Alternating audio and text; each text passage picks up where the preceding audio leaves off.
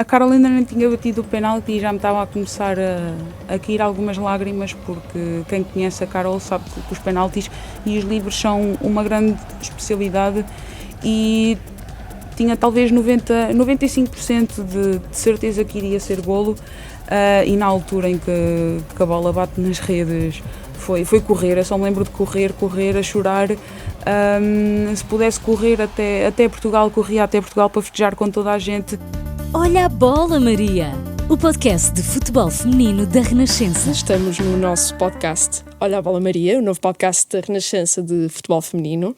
Estamos aqui com a guarda-redes da Seleção Nacional e do Servette da Suíça, Inês Pereira. Olá, boa tarde, Inês, como é que estás? Boa tarde, estou bem, muito obrigada desde já pelo convite. Tenho de admitir que desde criança que sempre foi um sonho conhecer a rádio e estar presente num estúdio da rádio. Vamos começar então. Isto é sobre o Mundial, sobre o Servette, sobre ti mesmo, o guarda-redes, Inês. Vamos começar pelo fim, que é o final da época. Tu foste eleita a melhor guarda-redes da Liga Suíça, ganhaste a taça.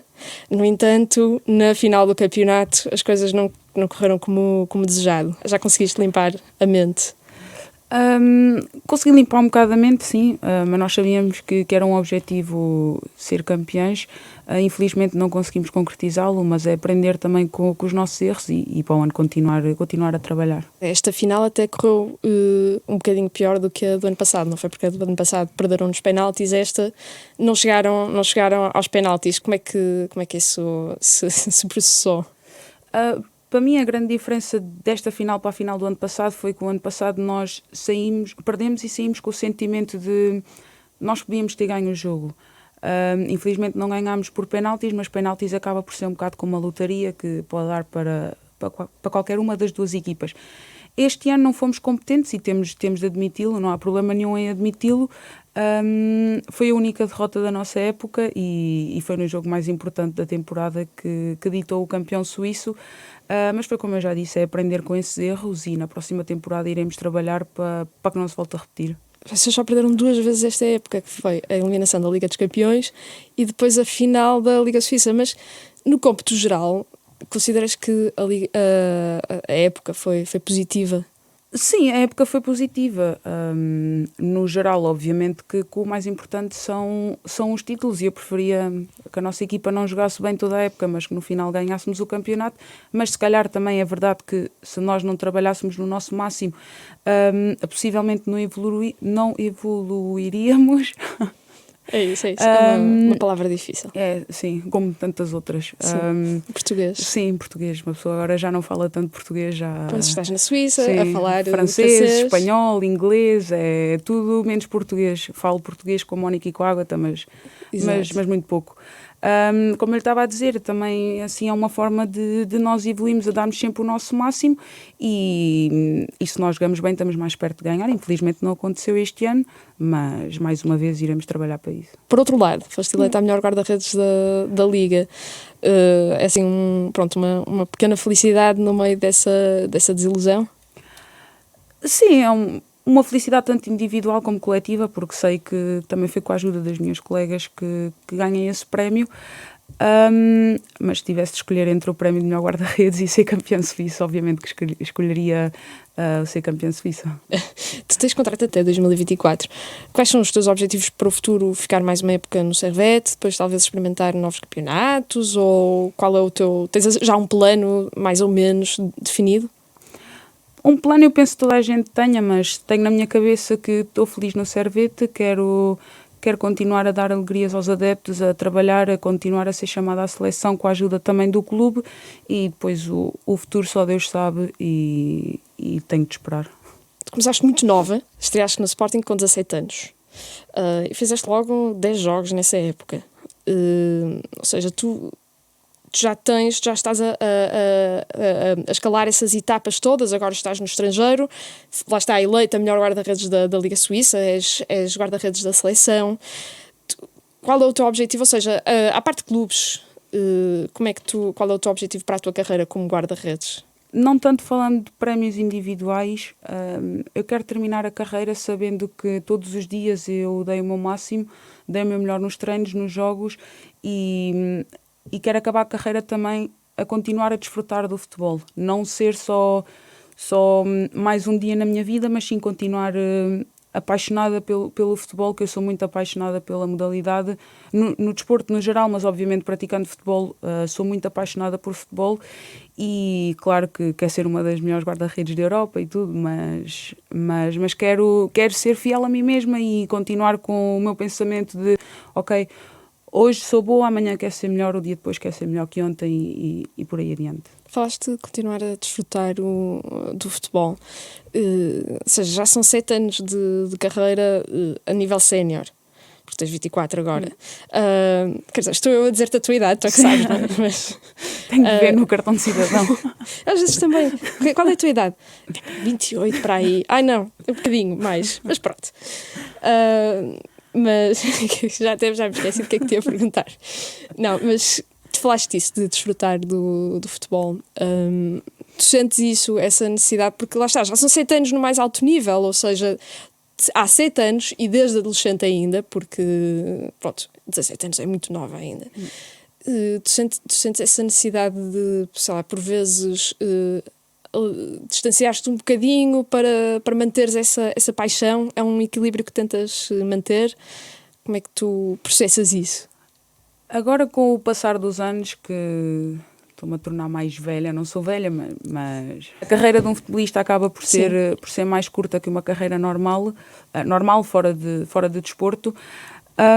Hoje em dia sou muito apaixonada pelo futebol, mas já sei gerir melhor os momentos em que devo haver jogos. Antes estava sempre a ver jogos, tinha a televisão sempre ligada num jogo de futebol masculino ou feminino, ia muitas vezes a estádios ver jogos de futebol e não era uma loucura, mas eu sabia que a minha vida não era só futebol e naquela altura era basicamente só futebol e hoje em dia consigo gerir um pouco mais os momentos de ok, agora não tenho nada para fazer, posso ver ali um bocadinho de jogo de futebol, vídeos no YouTube, aprender coisas novas, ver como é que outros guarda-redes ou outros jogadores, porque eu também gosto bastante de qualquer outra posição, aprender também esses momentos, porque acho que ao observar nós também aprendemos, não só na prática, mas também o teórico também é bastante importante e pequenos tempos livres que eu tenho aproveito para ver jogos ou vídeos. Tu tens assim referências na posição? Tenho masculina, Iker Casillas e Buffon.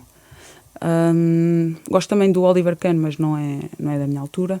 E futebol feminino, Hope Solo dos Estados Unidos. Das melhores guarda-redes de sempre. Mas também, pronto, o carisma que ela tem, etc. Sim, os tempos também eram diferentes de hoje em dia. Antes não havia tantas... Havia redes sociais, mas não se dava a visibilidade que hoje em dia se dá às redes sociais. E era uma pessoa que, fora de campo, também se destacava bastante no pequenino que era as redes sociais naquela altura. Exatamente. E além disso, um grande guarda-redes. Sim. Tu já fazes parte de uma geração de jogadoras que conseguiram ser assim, profissionais mais cedo. Não digo mais facilmente, não é essa a palavra, mas pronto, que se calhar a profissionalização chegou-lhes um bocadinho mais rápido. Tu sentes que isso também foi importante para a tua evolução? Sim, eu comecei a jogar, passei de futebol masculino para futebol feminino com 13 anos, estava no Atlético Cacém, fiz a minha formação toda ali e depois fui para o 1º de dezembro, para a equipa B na altura do 1º de dezembro, que a equipa A toda a gente sabe que era a melhor equipa em Portugal, ganhava tudo há muitos anos e apanhei ainda jogadoras, recordo-me da Dolores, acho que a Mónica também ainda estava lá, em que naquela altura o profissional no feminino não existia, se calhar recebiam só o valor das viagens que era de ir a casa até aos treinos, e poder acompanhar também essas jogadoras e ter a oportunidade de, com 17 anos, que foi na altura que eu assinei o meu primeiro contrato de formação no Sporting, ter a oportunidade de já receber algum dinheiro, fosse o que fosse, pouco ou muito, fosse o que fosse, já era uma grande alegria para mim, porque com 17 anos, a maior parte das pessoas não trabalham ou se trabalham é porque ou querem ou precisam, infelizmente em Portugal, e receber o pouco que recebia era como se recebesse, se calhar, um Cristiano, não é um Cristiano Ronaldo, mas um grande jogador hoje em dia recebe. E poder ver a evolução do futebol feminino em Portugal, tanto a nível de clubes como a nível da aposta, tanto em monetário como ajudas da federação, é incrível. E eu só posso dizer que sou uma felizarda por por viver o futebol feminino em Portugal de hoje em dia. Tu agora estás no estrangeiro, mas estiveste, obviamente, muito grande parte da tua carreira em Portugal. E agora, olhando de fora para dentro, tu sentes que esse caminho também está a ser feito, talvez rumo à profissionalização ou outros passos que primeiro serão mais importantes? Que análise é que tu fazes? Eu vejo que a cada ano o futebol feminino está a crescer bastante. A Federação está a apostar, os clubes estão a apostar, mesmo clubes, digamos, mais pequeninos, que infelizmente não têm tanto dinheiro, apostam na mesma no futebol feminino, tentam sempre dar o máximo para que o futebol feminino em Portugal esteja a evoluir, e temos agora também o exemplo que a Liga BPI vai ser a primeira liga a ter VAR numa liga de futebol feminino. Sim, em todos os jogos. Em todos os jogos, sim, independentemente do campo que seja. E podemos ver que a Federação também está a fazer uma grande aposta no futebol feminino, e é importante também que clubes, federações e patrocínios, mídia, tudo se junte e que veja que o futebol feminino em Portugal tem muito talento e tem muitas pernas para andar. Fizeste mais de 50 jogos no Sporting, já tens mais de 50 jogos pelo Servette, só tens 24 anos e já tens mais de 30 internacionalizações pela seleção. Tu olhando para trás, imaginamos que terminavas a carreira agora, que não vais terminar se tudo correr bem, não é? Mas imaginamos que terminavas a carreira agora, sentias já um certo sentimento de realização pessoal, ou sentirias que ainda te faltava dar mais uns passos? Se terminasse a carreira daqui a 2 meses, depois do Mundial, poderia terminar não contente, porque quero continuar a jogar muitos anos, mas sabendo que realizei todos os meus sonhos, que foi ganhar a Taça de Portugal, ganhei o campeonato em Portugal, já fui jogar para fora, que também era um grande objetivo que eu tinha, estou na seleção nacional, fui a um europeu, vou agora a um mundial, e terminava muito feliz, mas obviamente com um sentimento agridoce de querer mais, porque, como digo, eu sou muito apaixonada pelo futebol e quero jogar até sentir que o meu corpo não pode mais. Sendo guarda-redes, até consegues, porque normalmente, olha o Buffon, sim, está para as curvas, o Casillas também jogou até bastante tarde, se não fosse aquele problema que ele teve, claro, teria jogado até ainda mais tarde. Tu falaste que vês futebol feminino, as nossas referências por vezes ainda não são as mulheres, as jogadoras. Consideras que também é importante isso, as jogadoras verem futebol feminino, que é para as próprias referências delas serem jogadoras, e que também isso também pode arrastar os adeptos para verem mais futebol feminino? Consideras isso importante? Sim, claro que sim, mas acho que hoje em dia, não tanto em Portugal, mas fora de Portugal, já acontece muito raparigas, rapazes, meninas, meninos, vão a um jogo de futebol, seja masculino ou feminino, e já levam uma camisola de uma jogadora do clube. Eu recordo-me, o Barcelona, por exemplo, há muitas meninas e meninos também que já levam camisolas da Alexia. Exatamente. E acho que isso é muito importante, não só para as jogadoras, para o clube, e também é de realçar que é importante os clubes investirem nas camisolas, nas suas lojas das jogadoras femininas, porque se não houver as camisolas nas suas lojas, onde é que se vai comprar? Exatamente. E acho que em Portugal é algo que também já vimos, mais Benfica, Sporting e Braga já acontece também, mas sim, sem dúvida que é importante ver jogos de futebol feminino, não só para conhecer as jogadoras, mas para também ver que o futebol feminino tem mesmo muita qualidade, muita técnica, e é completamente diferente do jogo de futebol masculino. Tu já viste também, por exemplo, adeptos com a tua camisola no estádio? Já no Servette, sim. Estou num clube em que me sinto muito acarinhada por toda a gente, não só parte clube, mas também pela cidade, pelas pessoas da cidade. Há muitos portugueses, há muitos espanhóis, e às vezes estou na rua e abordam-me, outras vezes estou a jogar, vejo que tem a minha camisola. Outro dia fui a ver um jogo do hóquei, um senhor tinha lá a minha camisola, tive-lhe assinar a camisola. É muito importante, sinto-me também muito felizarda por por o reconhecimento que os adeptos me estão a dar no Servete, e é sinal também que estou a fazer bem o meu trabalho. Reconhecem-te nas ruas, etc. Também tens de ter essa atenção de estar a passear na rua e alguém, Inês, ou Inês, não é? Com o sotaque francês. Sim. Às vezes sim, Genebra também é uma cidade pequena. No geral a Suíça é pequena, mas Genebra é uma cidade pequena e que toda a gente conhece toda a gente. Tu tens camisolas de jogadoras também? Tenho da Ana Borges, da Tatiana, acho que tenho mais uma, mas não me recordo, que eu agora tenho tudo guardado. Tens ali Sim, está tudo guardadinho. Tenho também da seleção dos Estados Unidos, tenho duas que também não me recordo quem são. E depois tenho futebol masculino, tenho Bruno Fernandes, tenho umas luvas do Beto também, e penso que é só. Tenho muita vergonha de pedir alguma coisa às pessoas. Teres as camisolas das tuas colegas, isso também é especialmente precioso para ti.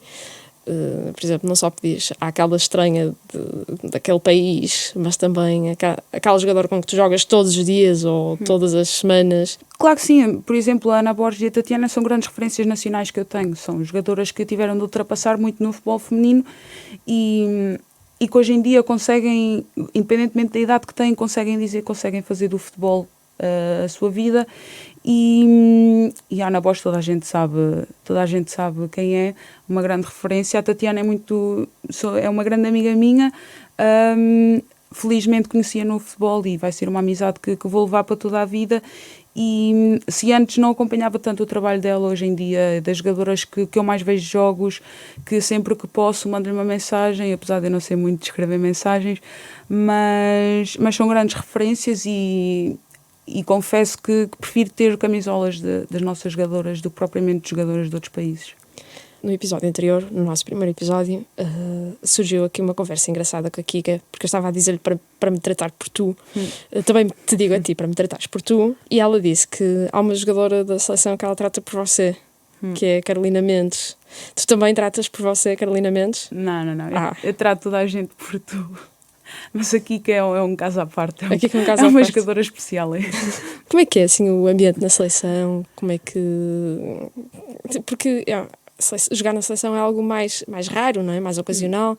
Como é que é de repente, essa convergência de jogadoras de vários sítios, de vários clubes? Como é que vocês vivem esse dia-a-dia? É bastante interessante porque nós temos jogadoras mais velhas e outras mais novas, mas no geral somos todos muito, muito crianças, por assim dizer. Desfrutamos de todos os momentos que temos juntas e é também de realçar as jogadoras que já estão há mais tempo na seleção, que quando chega alguém novo as recebem super bem.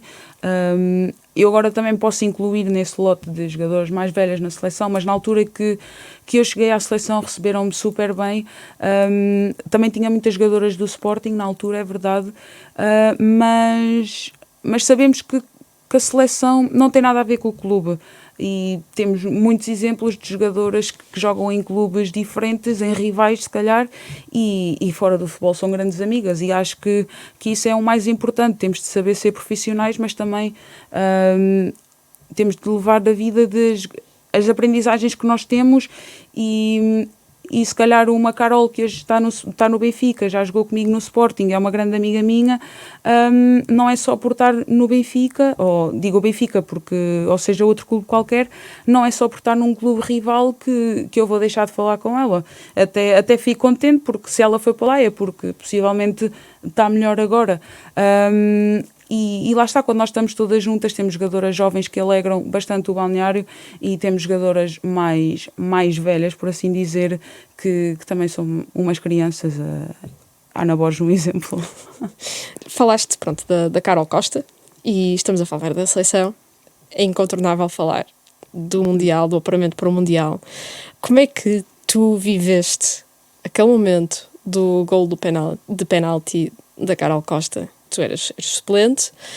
Como é que, de fora das quatro linhas, como é que aquilo se passou? A Carolina não tinha batido o penalti e já me estava a começar a cair algumas lágrimas, porque quem conhece a Carol sabe que os penaltis e os livros são uma grande especialidade e tinha talvez 95% de certeza que iria ser golo, e na altura em que a bola bate nas redes foi correr. Eu só me lembro de correr, a chorar. Se pudesse correr até Portugal, corria até Portugal para festejar com toda a gente. Foi um momento muito especial que temos de guardar sempre connosco, sabendo sempre que agora... Não é o mais difícil, porque o mais difícil é chegar ao Mundial, mas é agora esta experiência que vamos ter, aproveitá-la e não ir à Nova Zelândia só para dizer que estamos lá, é irmos, fazemos o nosso melhor e conseguimos passar à próxima fase. Tu, se pudesses, nadavas da Nova Zelândia até Portugal naquele momento? Nadar não nadava porque eu não sei nadar. Pronto. Mas... se calhar com jeitinho, com a felicidade que tinha, ainda lhe dava ali uma de bruços. Mas sim, foi uma euforia muito, muito grande que é inexplicável. É um sentimento inexplicável que queremos que volte a repetir-se muitas vezes. Tu já estiveste no Euro 2022, agora, que era suposto ser 2021, foi 2022, agora estás no Mundial 2023. São 2 anos de glória para a seleção, porque pronto, é um grande feito. Muitas gerações tentaram, a vossa geração conseguiu. Tu sentes que isso essa noção de que, ok, fomos nós que conseguimos, é um peso ou até uma libertação? Eu não levo como um peso ou uma libertação, mas sim um feito que todas as gerações que ficaram para trás, que sempre tentaram alcançar, felizmente nós conseguimos alcançá-lo, mas se calhar atrás também muitas delas já o mereciam. Se calhar atrás Portugal já devia ter estado noutras fases finais e nunca conseguiu estar, porque sempre houve muita qualidade, obviamente que é um feito muito importante para nós, mas também agradecer a todas as outras gerações que estão para trás por tudo o que fizeram, pelo que tiveram de lutar pelo futebol feminino em Portugal, porque sem elas hoje não estávamos onde estamos. Tu sentes que ou seja, elas puseram essas pedras na calçada que vocês agora estão a percorrer. Ou seja, também desta crescente profissionalização, a crescente qualidade do futebol feminino, sentes isso? Ou seja, que estás a percorrer o caminho que elas desbravaram? Sim, claro que sim. Há muitas delas que hoje em dia, mesmo já não jogando futebol, continuam a lutar pelos direitos da jogadora e continuam a fazer com que o futebol feminino cresça em Portugal, e isso é muito importante, saber que todas as gerações que estão para trás continuam a apostar em nós, e não é só porque deixaram de jogar que deixam para trás tudo o que foi feito. Agora, no Mundial, vamos olhar para o Mundial. Independentemente de ser realista ou não ser, vamos esquecer isso. Qual é o teu sonho para a Austrália e Nova Zelândia? Aliás, primeiro é passar da Nova Zelândia para a Austrália, não é? Sim.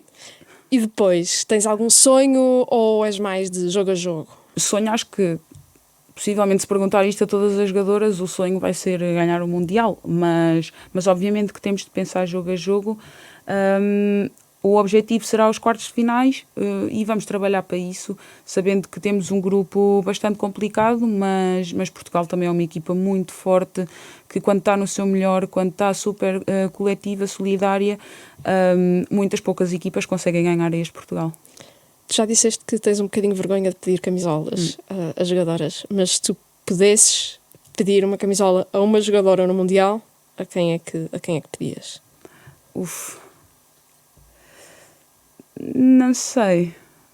Eu acho que pedi à Carol, que ainda não tenho nenhuma da Carol. Foi como eu disse, eu prefiro pedir às nossas, porque têm uma grande qualidade e são grandes referências, do que pedir a qualquer outra jogadora de outra seleção.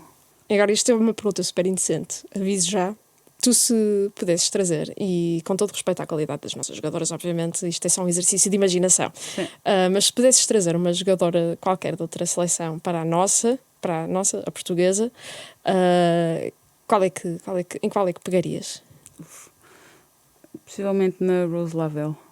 Olha, boa. Uma grande jogadora. Aqui cada uma resposta semelhante. Sabias? Ou seja, Rose Lavelle, lá está, é uma grande jogadora. Sim. Não há volta a dar. Não precisa de apresentações.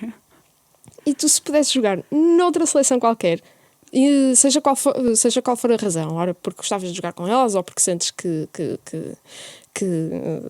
eras necessitada lá, seja por que razão for, e cometendo aqui um bocadinho de traição à pátria, peço já desculpa por isso, em que seleção é que te colocarias? A guarda-redes. Sim, também podes dizer, olha, se acho que mais quero marcar golos por alguém. Também podes dizer, és livre. Se fosse para marcar golos, uma França, talvez. Se fosse como guarda-redes, não consigo responder a isto. Não consegues responder? É uma dor muito grande. Trair, assim. Sim, não, talvez Espanha. Espanha. Sim. Boa. Adeus, Sandra Panhas. Está aqui a Inês Pereira. Sim. Boa, boa. Na França até tens um lugar, porque a ponta de lança da França, a Cotató, está lesionada, ou seja, eu aconselho a Hervé Renard começar já a olhar para ti. Sim. Porque... Ter bolas em profundidade, que a minha grande qualidade é correr. Noutra qualidade tua, atenção, eu li uma entrevista tua em que tu dizes que, pronto, fora de campo és um bocadinho silenciosa, mas eu já te vi jogar muitas vezes. E já sei que dentro do campo não és silenciosa de todo. Isto não é uma crítica, é só... Gostas muito de falar, és uma guarda-redes que fala bastante com as jogadoras. Há jogadoras que nós podemos falar mais e há jogadoras que se calhar preferem, ok, estou um bocado mais estressada, neste momento não fales comigo. Já tens essa sensibilidade, ou seja, dizer com aquela já posso mandar vir mais, com esta... Sim, quando se conhece a jogadora melhor, sim. Por exemplo, o ano passado, o meu primeiro ano de Servete, ao início eu não sabia muito bem e se calhar naquela altura não falava tanto porque não sabia muito bem com quem eu podia falar mais ou falar menos. Hoje em dia, conhecendo-a, já sei que se calhar uma Mónica, estou a dar exemplos portugueses, se calhar uma Mónica posso falar mais com ela e uma Ágata se calhar não posso falar tanto com ela nas alturas de stress, depende. Acho que também faz parte da jogadora e isso também é importante, nós darmos a conhecer dentro do futebol para que dentro de campo as coisas fluam. E tu dentro de campo falas que línguas? Deves falar para 4 ou 5 num jogo. Falo português, espanhol, francês e inglês também às vezes. O francês já está dominado ou ainda sentes que... Não, se tivéssemos ter aqui uma conversa agora em francês... Tu não parles pas français? Je parle un peu, mas... Eu conseguia ter uma conversa, mas o básico. Mas se eu tiver de me desenrascar, se eu não tiver a pressão de, ok, agora nós temos de falar em francês, eu aí consigo falar melhor francês. Ou seja, se fores, por exemplo, imaginamos que vais ter de ir a Paris, pronto. Sim. Aí já consegues desembaraçar-te com o francês. Sim, se tiver de ser, sim. Encontras o teu Eiffel, pelo menos. Sim. É um bocado como o exemplo de dentro do futebol, eu sou uma pessoa diferente de fora. Por exemplo, eu sei que se tiver de falar em francês, fico muito envergonhada, como a minha vida fora do futebol, mas se tiver de falar, se for mesmo obrigatório falar, eu sou tudo de mim e fico ali a falar francês e mesmo que mande... Que diga alguns erros, eu tento e esforço-me um bocado como o futebol. Então também estás pronta para jogar em Inglaterra ou em Espanha, Sim, se quiseres. Claro que sim. E se um dia quiseres também, consegues regressar a Portugal, porque ainda sabes falar português. Sim, ainda. Ainda sentes... Ainda não dou demasiados pontapés na língua, não é? Sentes também essa... que às vezes sem querer se mistura, que... Sim, mais com o espanhol, porque as pessoas com quem eu me dou mais falam, no Servete falam espanhol e muitas vezes quando chego a Portugal, quando já não venho a Portugal há algum tempo, eu estou a falar e saem-me coisas em espanhol e depois eu quero pensar em português e não me sai em português, não faço ideia como é que se diz em português. Mas é engraçado estar a viver esta experiência e eu tenho de admitir que eu não falo mal português, mas sempre tive algumas dificuldades com algumas pronúncias e desde que estou fora há muitas palavras que eu já digo outra vez mal pronunciadas pelo espanhol, porque o espanhol precisamos de falar com a boca com outra diferença, é muito diferente da Portugal, sendo semelhante é muito diferente e é engraçado e gente na minha família também goza um bocado comigo por causa disso. Tu um dia gostavas de jogar, sei lá, em Espanha ou Inglaterra, ou até num país diferente para aprenderes outra língua, por exemplo? Eu não sou muito de línguas, para ser sincera. Eu sei porque... Mas falas 4. Sim, vejo muitas séries, vejo muitos filmes e aqui em Portugal temos a opção de ver em dublado, mas nós vemos muito na língua original e isso é bastante importante para nós. Por exemplo, em França, na Suíça, eles veem tudo em dublado é horrível. Uma pessoa quer ir ao cinema, não consegue ir, porque está tudo em francês, não há nada em inglês, porque mesmo que tivesse inglês com o subtítulo em francês, eu se calhar ainda iria aprender mais francês também, porque estava a ler o subtítulo. Agora, ir ao cinema ver um filme em francês, se calhar percebo 20% do filme e não é muito agradável. Suponho que vês mais séries e filmes, etc., em casa e não tanto no cinema lá. Não. Tudo o que é... Vejo muita série em casa, tenho tempo disponível muitas vezes. Vejo muita série, filmes não vejo tanto, mas tudo em inglês, espanhol, português também. Ou seja, os funcionários dos cinemas suíços nunca te viram a cara. Ou pelo menos sabem mal a tua cara. Sim. Se vêm é só de passagem para ver o que é que está exposto, o que é para pensar, o que é que vejo aqui em Portugal. Bem pensado. Tu agora, recentemente, viste assim alguma série que te tenha chamado assim mais a atenção? Gostei muito do Rabo de Peixe. Acho que está bastante interessante, uma série bastante interessante. E eu nem sou muito de ver coisas em português, mas foi uma série que me puxou, que acabava um episódio e queria ver logo outro episódio. Sei que... E uma em espanhol, Perfil Falso. Perfil Falso. Ando para ver essa. Muito boa. Tenho-a na minha lista. Ando para ver essa. Ok, então vou ver. Aqui é porque uma pessoa às vezes chega a casa, eu sinto isso, eu acho que vejo demasiadas séries. Então chego a casa e penso, já não tenho nada para ver. Já vi esta. E agora? Top 10. Visto, tudo visto. Exatamente. Como é que tu vives o dia-a-dia na Suíça? Olha, acordo. Isso. Dá um pequeno almoço. Quando tenho de ir às compras, vou às compras, senão fico por casa a ver as séries, para variar.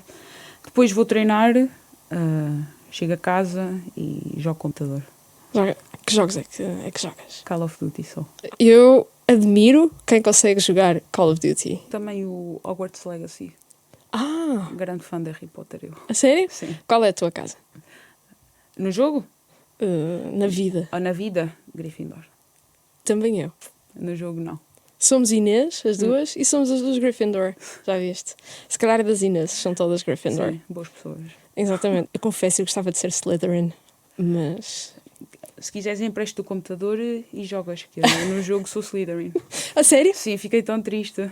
A sério? Sim. Ele atribui-te? Sim, e depois tu podes alterar, mas eu não quis alterar, quis que fosse o mais realista possível. Exato, a experiência pura, não é? Sim. Eu digo, os Gryffindor são os heróis, mas isso não tem piada, eu quero é ser mazinha. Não, estou a brincar.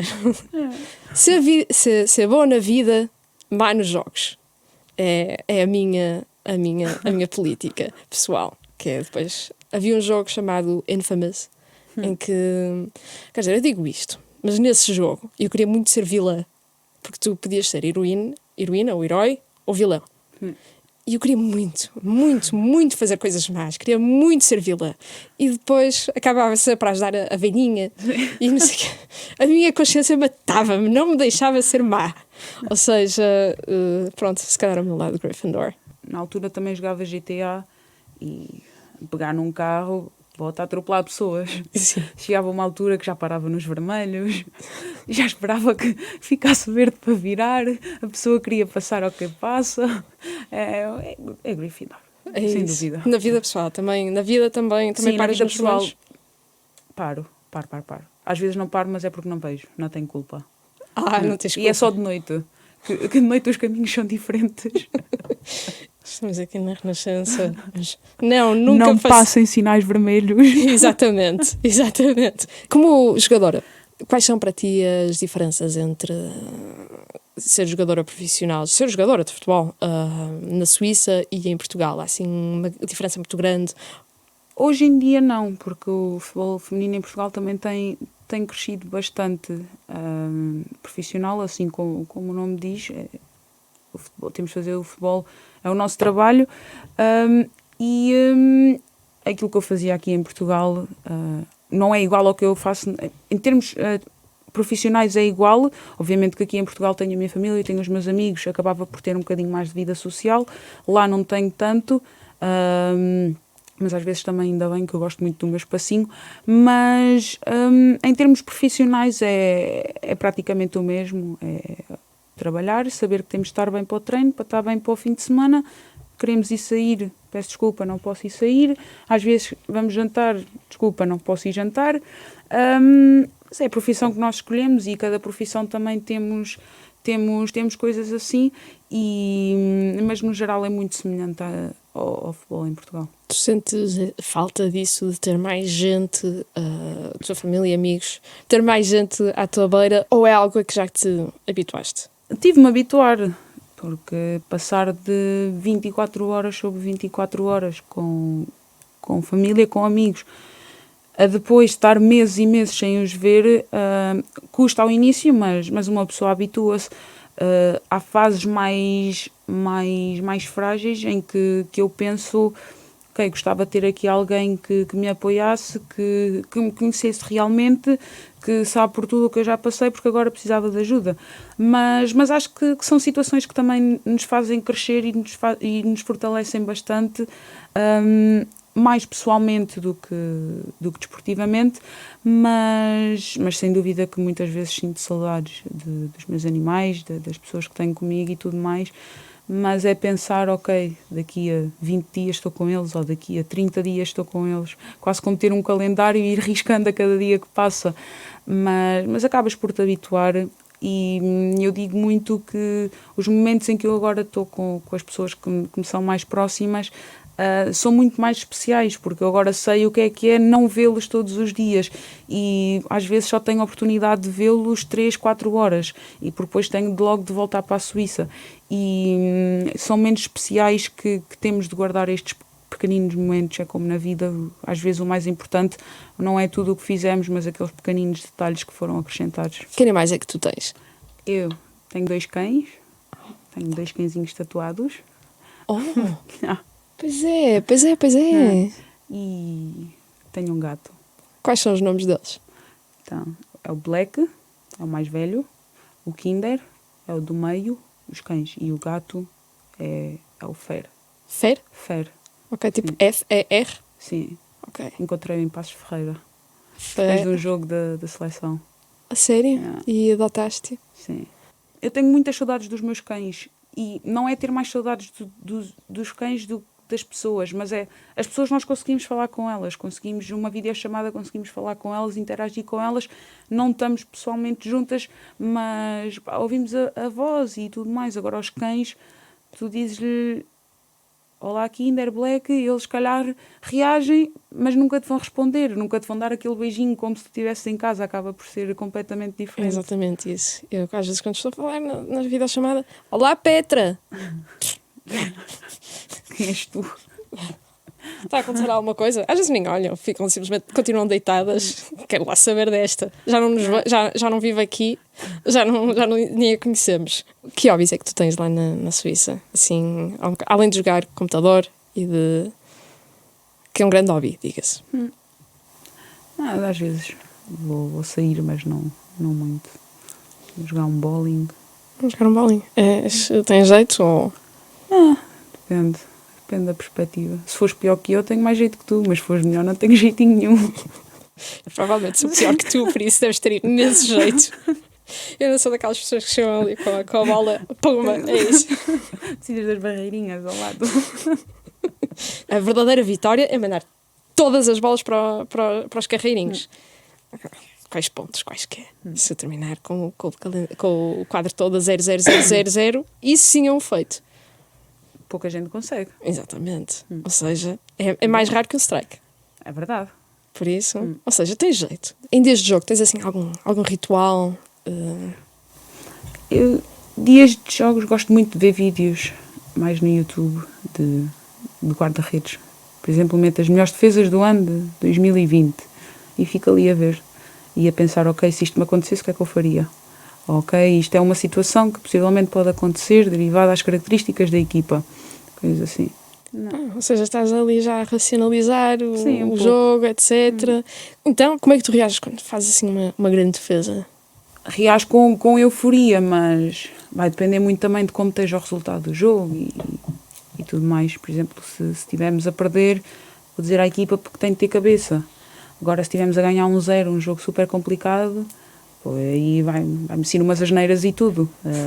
Depende também do momento do jogo em que estejamos. Quando cometes um erro, como é que tu reages a isso? Por acaso aconteceu-me este ano 2 vezes. Já não me acontecia há algum tempo e acho que quando nós não estamos habituados ao erro, não sabemos como reagir. E aconteceu muito isso, que cometi 2 erros muito próximos um do outro e eu não soube como reagir. Achava que já era a pior do mundo. Eu sempre fui muito competitiva comigo mesma e em treino, se cometesse um erro, ficava chateada, ficava muito chateada. Mas tenho de admitir também que com estes 2 erros que eu cometi este ano, sei muito, estou muito mais preparada para erros do futuro. Sei que aprendi muito com os erros, obviamente não queria que eles tivessem acontecido, mas ok, já que aconteceram, vamos aprender com eles, vamos retirar coisas positivas sempre de uma coisa negativa. E na altura não reagi bem, mas acho que depois, no geral, fiz uma época bem concedida. O prémio de melhor guarda-redes também demonstra isso, mas sim, sem dúvida, se num futuro cometer outro erro, já sei como lidar. Ou seja, estás mais preparada mentalmente, mais forte mentalmente, também estás mais forte mentalmente, por exemplo, agora para o Mundial? Sim, sem dúvida. Fazer o meu máximo. Como é que tu vives essa não rivalidade, mas essa concorrência, porque normalmente quem joga ou és tu ou a Patrícia Moraes. Como é que vocês lidam com isso, com essa concorrência saudável, naturalmente, pela titularidade na baliza? O guarda-redes, sendo uma posição em que só joga uma, às vezes, não é ingrato, mas se tivermos as 3 a trabalhar bem, vai ser sempre uma decisão muito complicada e temos de continuar a trabalhar, não podemos deixar que, ok, este jogo eu não joguei, o próximo também não vou jogar. É continuar a demonstrar o porquê da outra guarda-redes jogar, porque se nós estivermos bem, a que for titular vai estar no seu nível máximo também. E prefiro ter concorrência e não jogar. Prefiro, sim, porque vou sempre evoluir, mas obviamente que eu prefiro jogar, mas prefiro ter muita...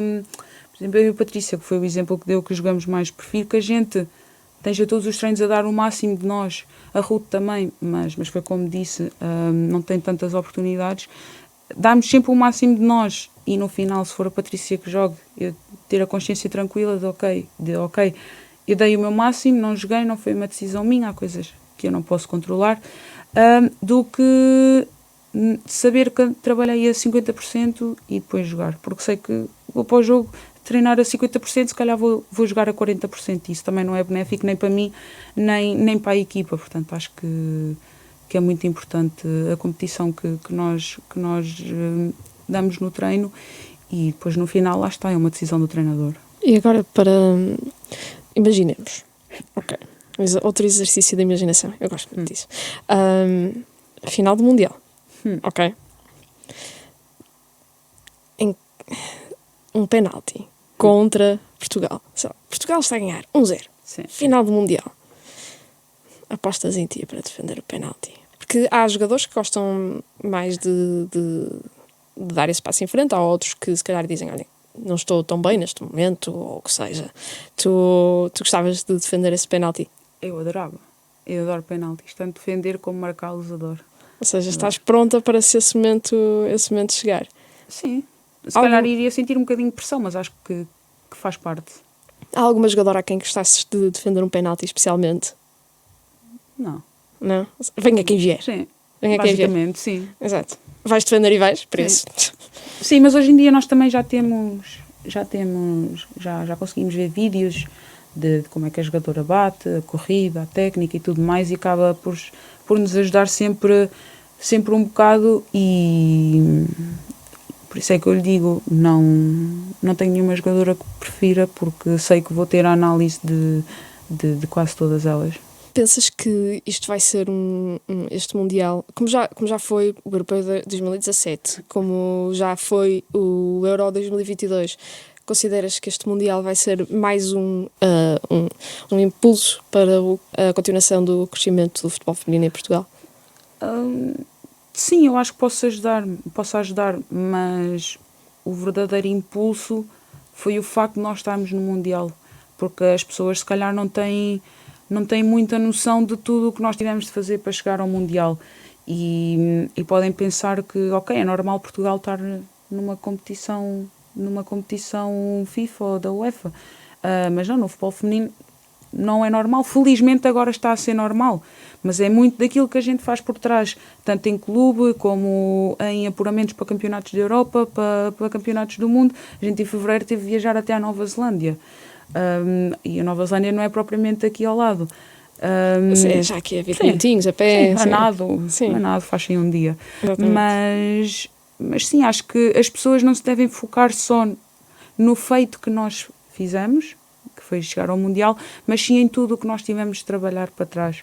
Todos os jogos que nós tivemos de ganhar, todo o esforço que nós tivemos de meter dentro de campo, sabendo que jogávamos contra uma Alemanha, contra uma Sérvia, que eram equipas, eram seleções muito complicadas, que nos causaram muitos problemas, mas nós fomos Portugal e sempre nos batemos, e por isso é que ficámos em segundo do grupo e conseguimos ir ao play-off. Jogámos contra uma Bélgica, contra uma Islândia, que eram equipas superiores a nós no ranking, e conseguimos mostrar que Portugal foi melhor, que está abaixo no ranking, mas que em termos de seleção foi melhor que a Bélgica e que a Islândia.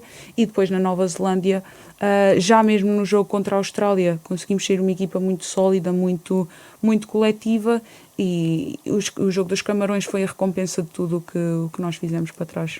O jogo com os Camarões foi o jogo. O com a Islândia foi... Eu na altura, eu vi no estádio mesmo, estava na bancada de imprensa. Foi aquilo... O selecionador já disse isso, que teve a sensação naquele play-off europeu que era, viesse quem viesse, Portugal vencia. Também tinhas essa sensação naquele momento? Sim, e nós também acabamos o jogo contra a Islândia, não a achar que já iríamos estar no Mundial, mas que tínhamos dado um passo gigante para marcar presença no Mundial, e que sem dúvida que o mais difícil foi aqueles 2 jogos. Não querendo dizer que o jogo contra os Camarões não foi difícil, mas obviamente que jogar contra uma Bélgica e contra uma Islândia, 2 jogos bastante importantes em uma semana, acaba por ter um peso diferente, uma pressão extra, por assim dizer, que eram 2 jogos em que perdíamos o primeiro, estávamos fora, podíamos ganhar o primeiro, perdíamos o segundo, estávamos fora. Sabíamos que tínhamos de ganhar os 2, e nos Camarões já viemos com uma preparação diferente, porque o primeiro jogo foi uma preparação para o segundo, e então acaba por ser sempre diferente fazer 2 jogos numa semana, em que são 2 jogos a contar, do que fazer um jogo de preparação e um jogo de play-off. Sobre os Camarões, já disseste que no penalti, ainda antes da Carol bater, já estavas a chorar. E no apito final, como é que... Tu ainda te lembras sequer do que aconteceu, ou já é daqueles momentos em que uma pessoa até esquece? Lembro-me de algumas coisas, também por ter visto em vídeo, porque se não houvesse vídeo, acho que não me lembrava de muitos deles, mas foi como no golo, foi correr, chorar, e foi como se o nosso corpo tivesse relaxado e dito, ok, já está, estamos lá, estamos aqui presentes, trabalhámos anos e anos para isto. Há jogadoras que já estão na seleção há bastante tempo, que isto foi se calhar o grande feito da vida delas, conseguir estar no Mundial, e foi também ter um bocadinho de empatia pelas outras pessoas, de saber, ok, eu estava a chorar por mim, mas estava a chorar por toda a gente, por tudo o que ficou para trás, por tudo o que aí vem, porque as seleções que agora vêm aí vão ser ainda mais sortudas, porque já vão apanhar uma fase em que Portugal já está nas competições europeias, ou que Portugal possivelmente irá continuar a estar nas competições europeias, e isso é muito bom, e eu espero mesmo que as seleções jovens de agora deem o mesmo valor que nós damos às jogadoras que ficaram para trás. Muito bem. Inês, obrigada. Esta conferência de Inês correu da melhor forma. Muito obrigada por teres aceitado o convite, por teres vindo cá. Espero que tenhas podido apreciar os estúdios da Renascença, que são... Sim, estou encantada. Excelente. Sempre que quiseres voltar, estás à vontade. Diz-me, olha Inês, quero visitar outra vez. Eu, sim. Vamos aí gravar uma coisinha. Exatamente, vamos aí gravar uma coisinha. Eu, é já, vamos, bora. Não, mas pronto, obrigada por seres o nosso segundo episódio do novo podcast de futebol feminino da Renascença. Olha a bola Maria. Eu sou Maria Inês. Está bom, está original. É? Pronto. Se tenho o selo de aprovação, Sim. está feito. Mas preferes Maria ou Inês? Inês. Ok, Maria. É bom saber. Está bem. Mereci essa. Terminado o segundo episódio do podcast Olha a Bola Maria, da Renascença. Obrigada por ver, obrigada Inês por ter estado aqui connosco. E no próximo episódio teremos mais uma jogadora da Seleção Nacional. O nosso podcast está disponível em todas as plataformas para o efeito. Obrigada e boa tarde. Ou bom dia, ou boa noite.